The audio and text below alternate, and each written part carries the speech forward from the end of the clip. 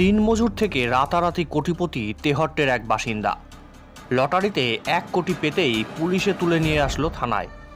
নদিয়ার তেহট্ট থানার নাজিরপুরের রিপন কুমার দাস অভাব অনটনের মাঝেও প্রতিদিন ভাগ্য পরীক্ষা করতে 30 টাকা দিয়ে কাটতেন এক ঘর লটারির টিকিট।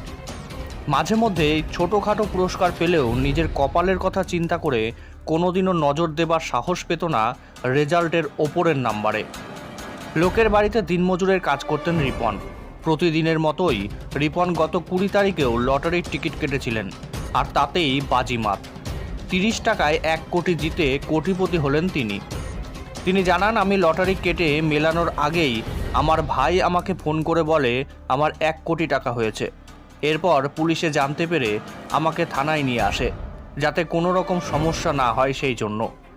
এই টাকা দিয়ে রিপনবাবু কি করবেন জানতে চাইলে তিনি জানান, একটা বড় ব্যবসা করার ইচ্ছা আছে তার। লটারি আমি মাঝে মাঝে একটা কাটি। কালকেও আমার মনে হয়েছে যে একটা লটারি কাটি। আমি 3টে টিকিট কেটেছি। তার মধ্যে 6টার মধ্যে আমার 1 কোটি টাকা। আমার এক ভাই ফোন করে বলে যে রিপনদা তোমার 1 কোটি টাকা লেগেছে।